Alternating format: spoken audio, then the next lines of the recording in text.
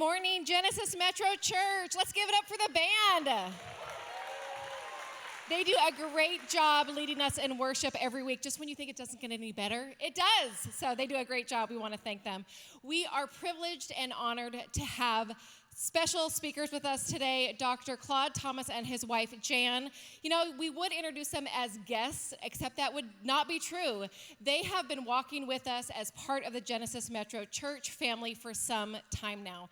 The Thomases are leaders and pillars in the local church community, but more than that, they have been partners with our own pastors, leaders, and guides to Pastors Tim and Carrie Bourne, and we are thrilled to have them here today. Can you please join me in giving Dr. Claude Thomas a warm welcome? Thank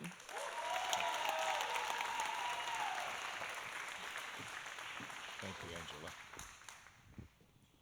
Well, I am always delighted to be at Genesis Metro Church. It has been my privilege for a number of years now. I was telling Jan on the way over here, I'll never forget my initial conversations with Carrie because Carrie came across as someone who was so knowledgeable and so mature. I thought she had to be twice the age that she really was.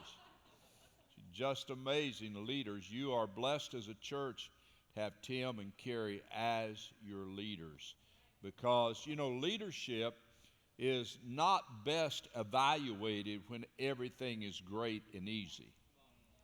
Leadership is best evaluated when the hard challenges come. And would we all agree the past 18 months have been pretty challenging? Yeah, it's been pretty challenging.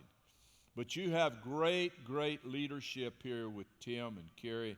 And I love seeing the Bourne boys up here on platform, right? Yeah, come on, somebody. It's a delight. You know, I was thinking about that too. In the book of, in the Old Testament, you've got the Levitical tribe, and they were sort of the leaders of the people of God, spiritually speaking, and the Levitical heritage went from generation to generation to generation.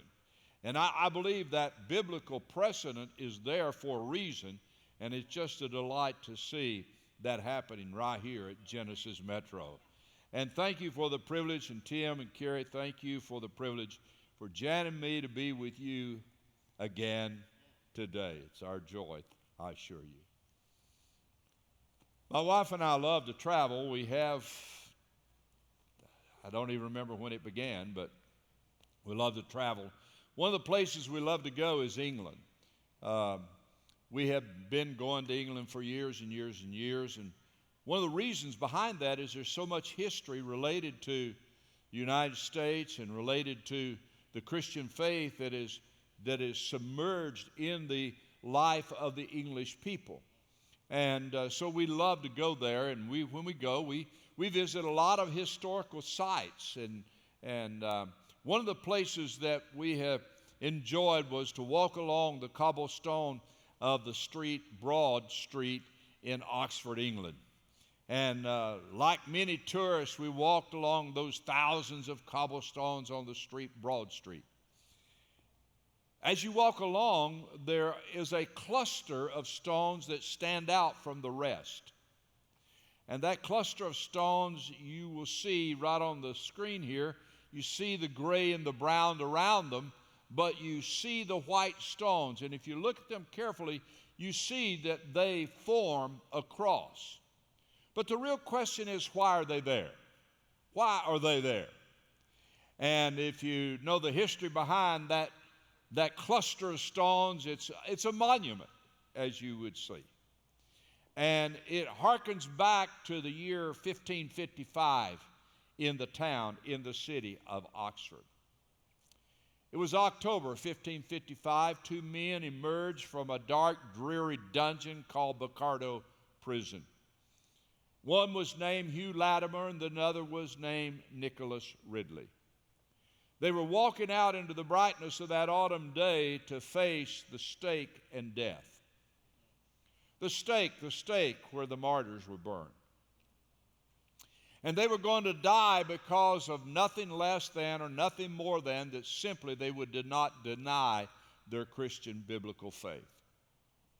As they emerged, Hugh Latimer said to Nicholas Ridley, get the picture, they're going to the stake to die.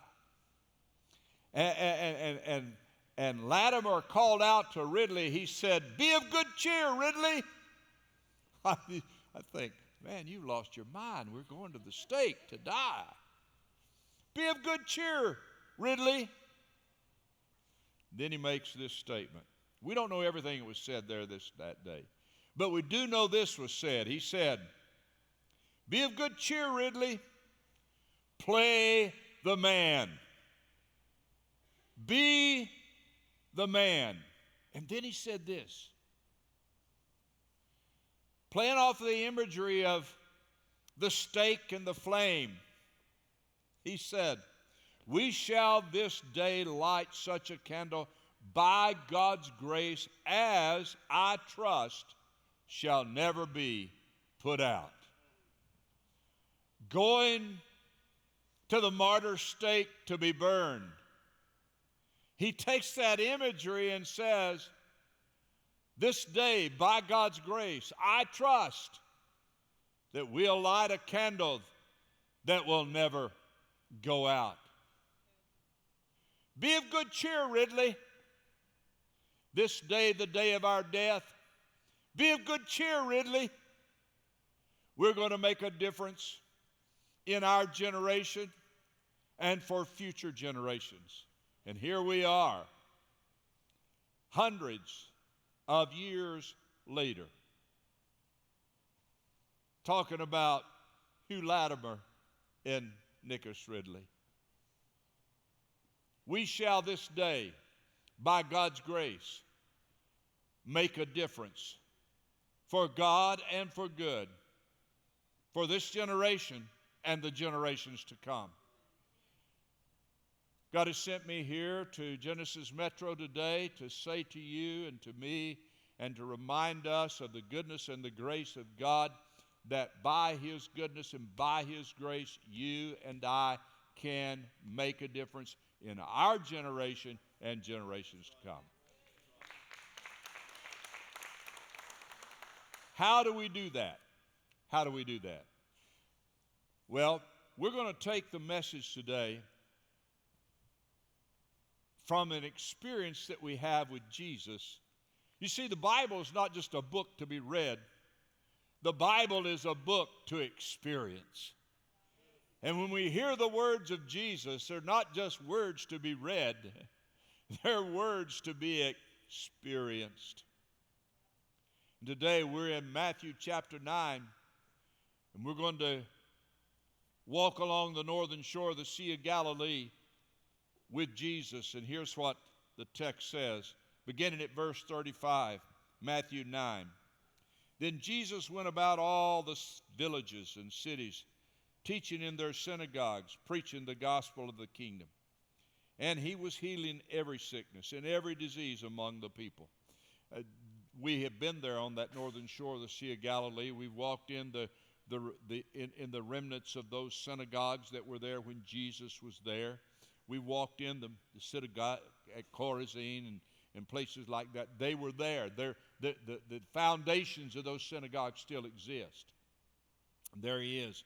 He's just walking along, going in those little towns and in those unwalled villages. He's healing, He's preaching, He's teaching, He's caring. Verse 36. But when He saw the multitudes, this is what He's doing, it's just like there's an interruption. But when He saw the multitudes, He was moved with compassion upon them, because they were weary and scattered like sheep having no shepherd. Then He said to the disciples, pray. The harvest truly is plentiful, but the laborers are few. Therefore, pray the Lord of the harvest to send out laborers into His harvest. Be of good cheer, Ridley. Play the man. Be of good cheer, Ridley. Be the man. It's just like that I would like to take that phrase and say to you and me that Jesus is calling to us today, be the man. Be the woman. Be the student. You're called to, and you can make a difference in your generation and in generations to come. We're going to hang this message on 3 words. 3 different words. 1, clarity. We'll talk about that first. Second word is the word compassion. And the third word is the word commitment. Clarity. Clarity to give us perspective to see people and things as they really are. As they really are. Perhaps you've heard it said that clarity is not everything, but clarity changes everything. Clarity is not everything, but clarity does change everything. We love to go to the National Portrait Gallery and the National Gallery there in London. And there's some beautiful historical paintings and portraits there. And you can go by season and by ages in that gallery, and you see something from the 15th century, you see something from the 18th century. You can see the master's works from those different periods, and one of those periods is the Renaissance period. In the last half of the 15th century, there is a painting in that gallery from that period of time, and Pete Craig in his book, The Vision and the Vow, he tells about one of those paintings and the experience that an art critic had with that painting. And in the book, he gives it detail. And he says the art critic went in, and the painting is the painting by the master. You see it on the screen there. The master painter, Filippino Lippi, from the last half of the 15th century. And for many years, art critics stood before the painting, and they could appreciate the master's ability with colors and scenery and so on, but the painting always had a distorted look to it. It looked like the mountains were going to fall out on you, and the 2 patristic fathers, they're a little out of sorts, and Mary holding Jesus, looking down. And the art critics looked at it and said there's just something wrong with the perspective of that painting. That is until this renowned art critic, Robert Cumming, came in. Robert Cumming stood before that painting for a long period of time. And he's looking at it, and then something happened. He remembered the painting was not done to be hung in an art gallery. The painting was done to be hung or placed in a place of prayer, in a place of worship. And so when the people came in and they looked at the painting, they were in a position of prayer. And so Robert Cumming, the art critic, he knelt down and took the position of worship and prayer. And when he did, everything changed about the painting. Suddenly, the perspective was right. The clarity was there. Everything changed when his perspective changed. You see, all those years, it was not the perspective in the painting that was the problem. It was the perspective of the person looking at the painting. Here's what I want to say to you and me. We need a perspective today. We need a perspective that gives us clarity in seeing people and things as Jesus did. How he saw people. How do we see people? Look at Jesus. He gives us a clear perspective. He says, When I look at the people are like sheep without a shepherd, and they're like a harvest that needs to be reaped. I see people in need, Jesus says. I see people like sheep. They're in need. And when I look at that text and I examine and evaluate it, and the words come from the text to my heart, I am reminded that I am a person in need. Matter of fact, could I suggest that all of us are people in need. It's not that we're needy people necessarily, but we are people in need. All of us, no exception to it, every one of us. People are experiencing life at different ways, to the degree that we all long for life to be better and life to be different sometimes than it really is. I was reading this week in preparation for today and being with you, and I ran across something that was really strange to me. You know, I'm not much into the virtual world. I don't play whatever that box is and all of those things, right? Our grandchildren do, but Papa doesn't. But I was reading and I ran across something. It's called Second Life.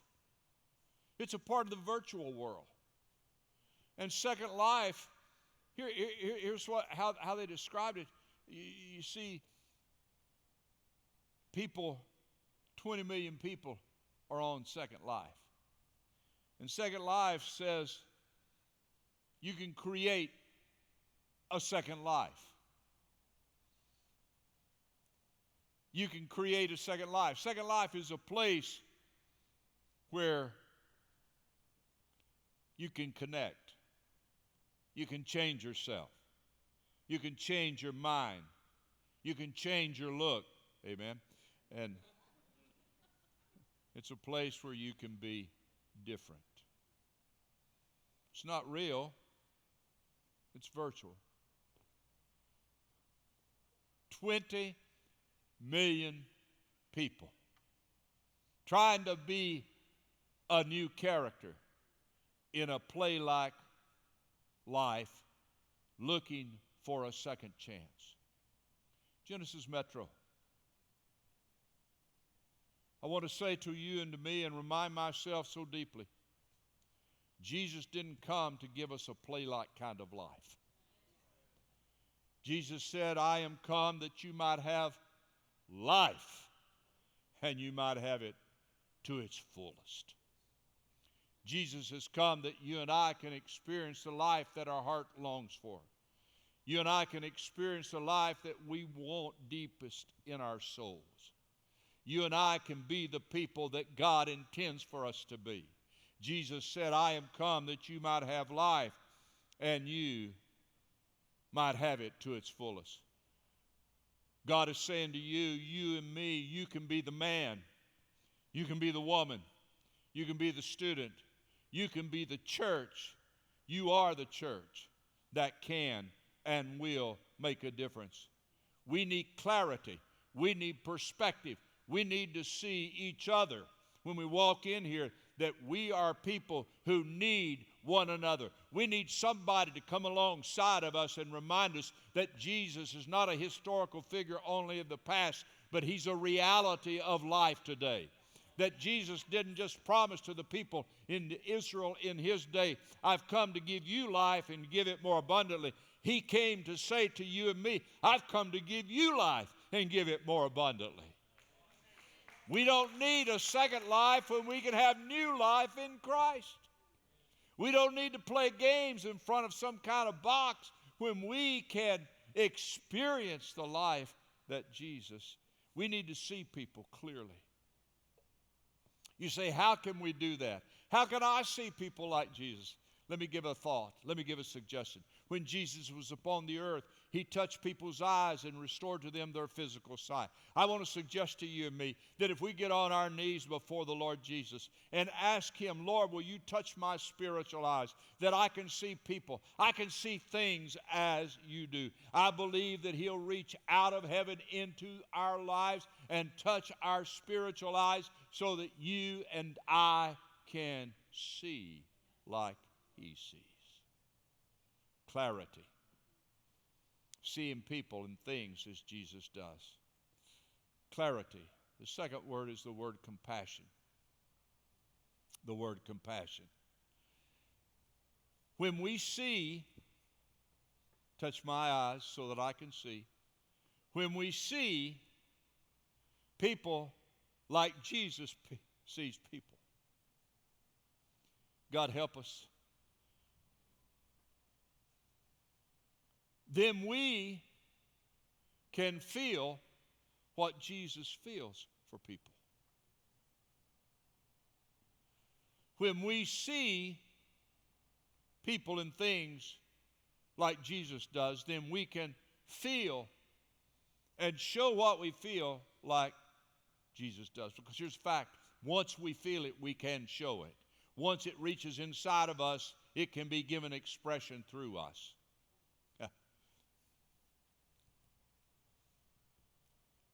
War. War's hard. War hurts. People suffer.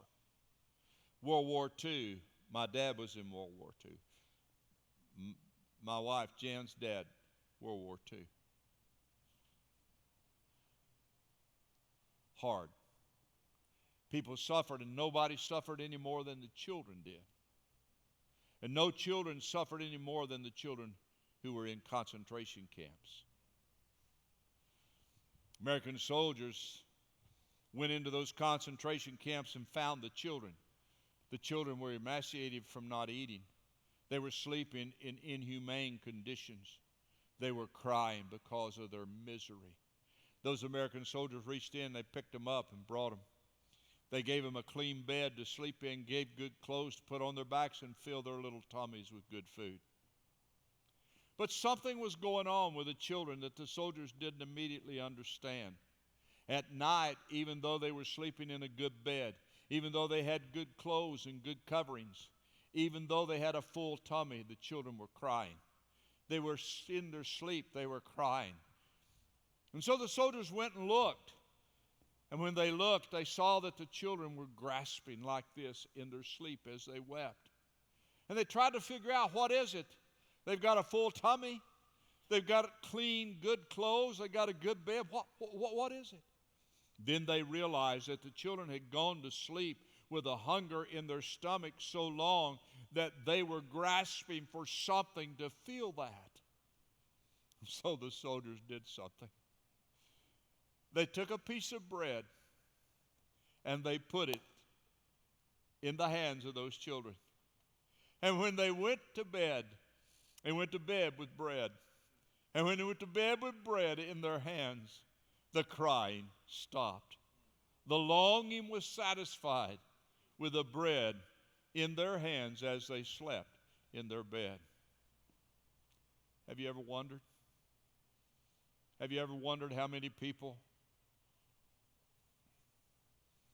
have a hole in their heart and a longing in their soul? And the only thing that will make the difference for that hungering, that longing, is the bread of life. And the bread of life, his name is, come on, what's his name? His name is Jesus.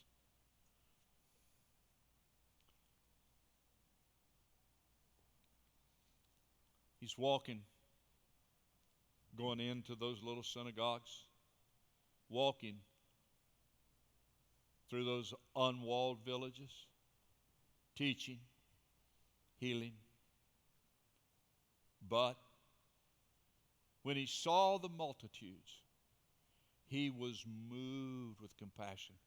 That is such a picturesque word.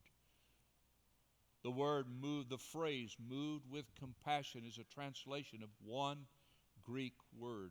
It's a compound word, and it describes the feeling that Jesus had and how that feeling was so strong that he was moved to feel with the people and to do something about their condition.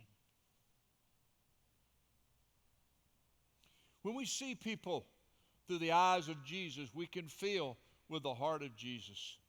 and we will make a difference in their lives.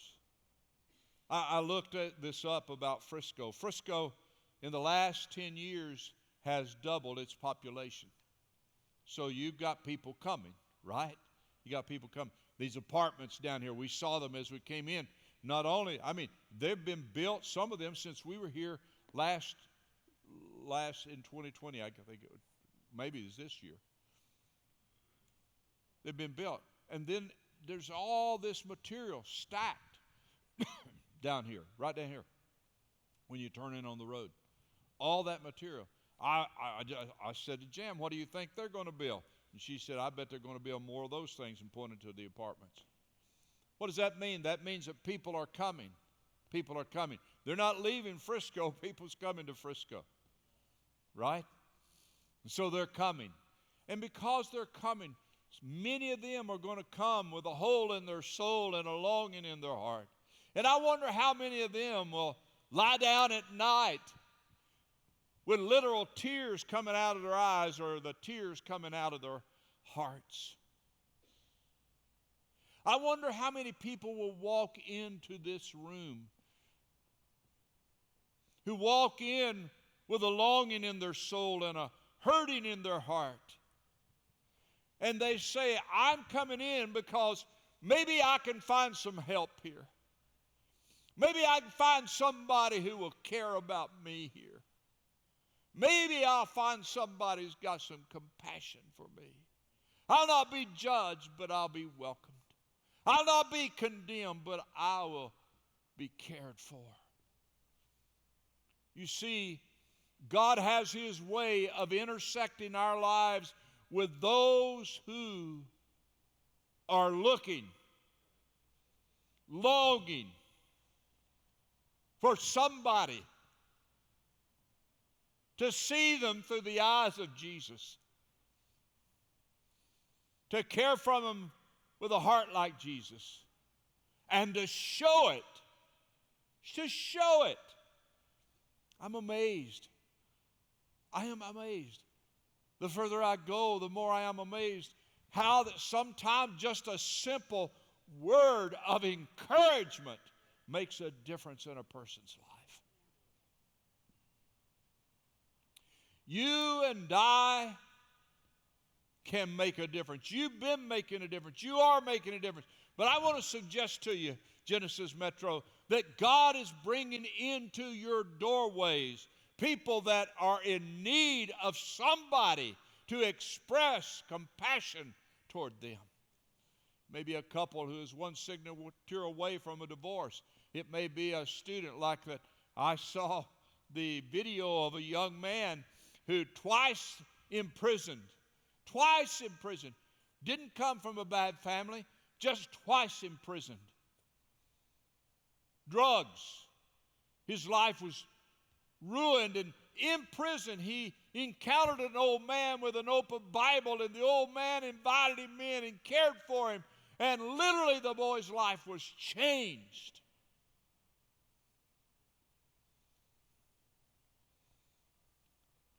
We can make a difference. Will you join in something truly great? Will you join to be a part of something truly great and help people get to the bread of life, Jesus, the one who can satisfy the hungering of the soul and fill the hole in the heart? Clarity, compassion. Third word, commitment. Third word is commitment. That is, consciously, intentionally make a commitment. God, I'm going to put myself on the line. I'm going to put myself here so that you can make a difference through my life. I'm going to make a conscious commitment to that. I asked my wife, I said, I wonder, you see, I know you don't think I'm older. I appreciate that very much.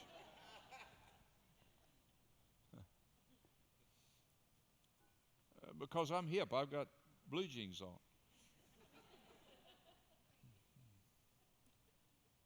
But I asked her, I said, I wonder if it is a characteristic of aging, that you look back over life and you grieve of things that you did or didn't do.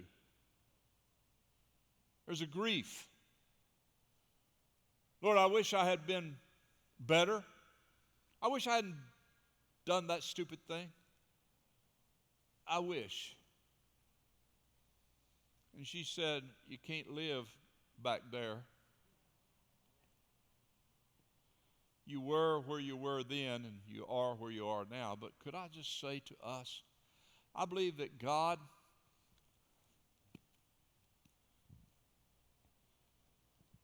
He's given us His Word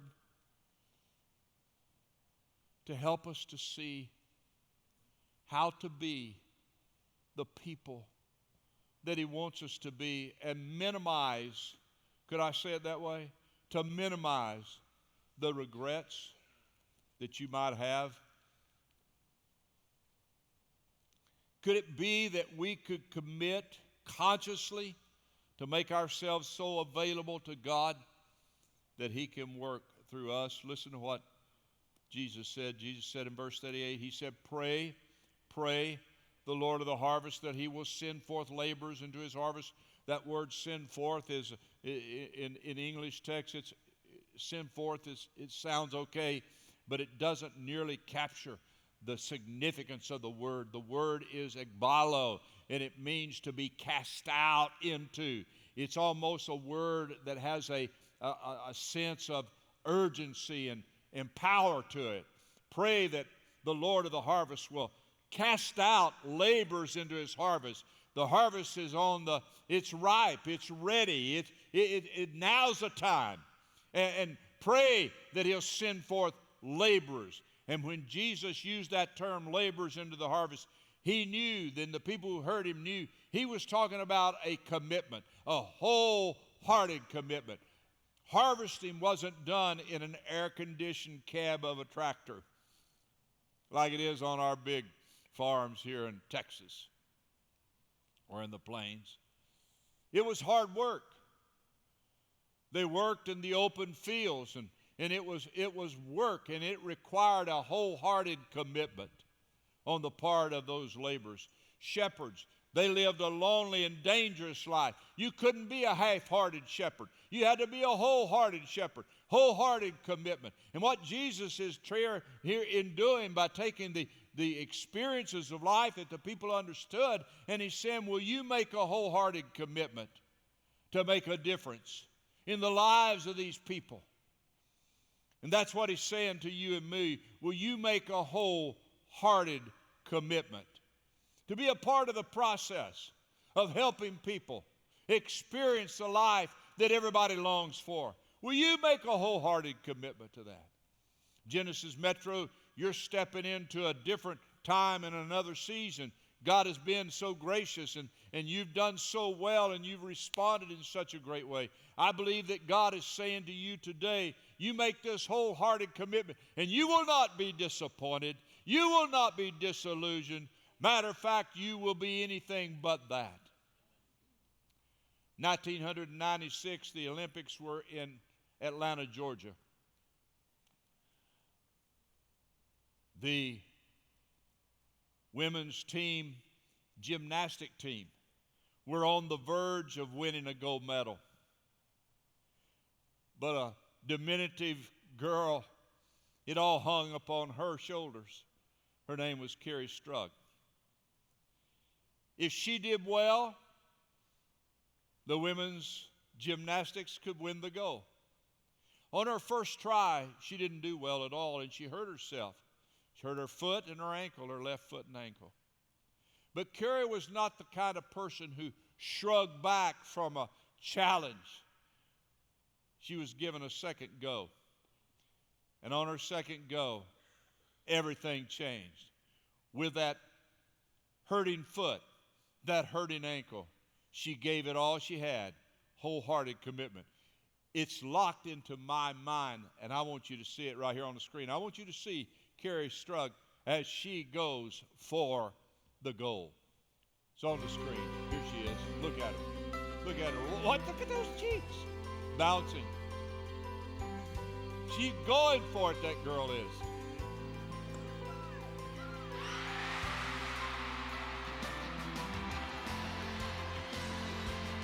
She couldn't even stand on her foot.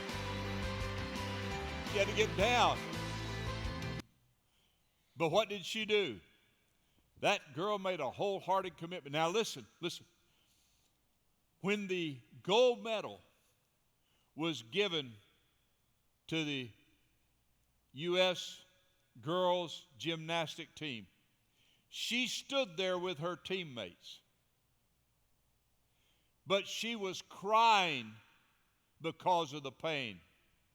But not only was she crying by the pain, she was smiling with joy for the victory.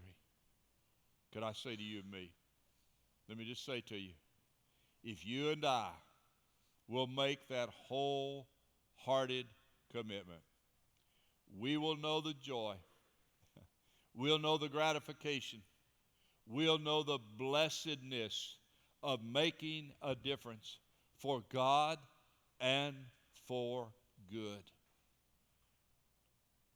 Today,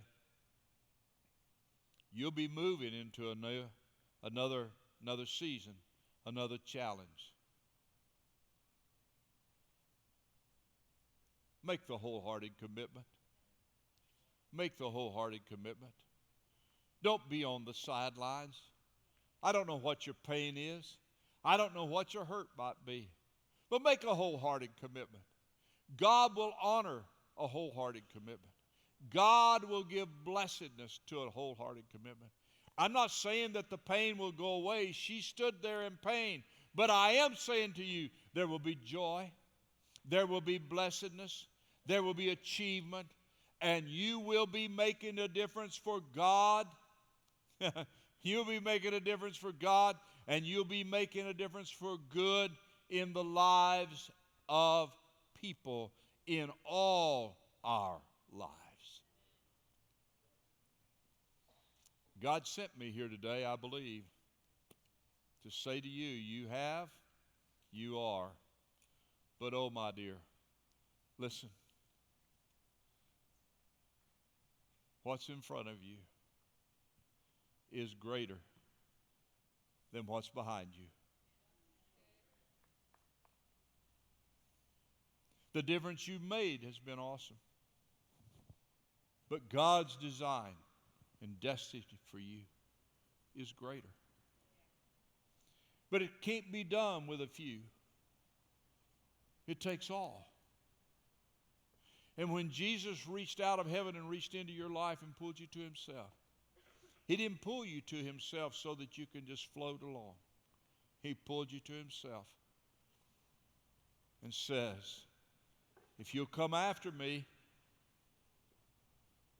I'll touch your eyes and you'll see like I can see. I'll touch your heart and you can feel what I can feel. And I'll reach into your will and challenge you to make a commitment that's wholehearted, because I want you to experience the joy, the gratification, and the blessedness of giving it all over to Jesus. Would you bow your heads?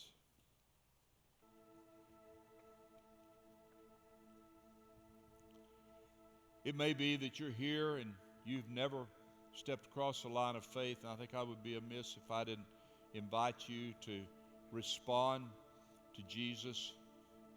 You've got some regrets and some grief and mistakes and sin and the awareness of it.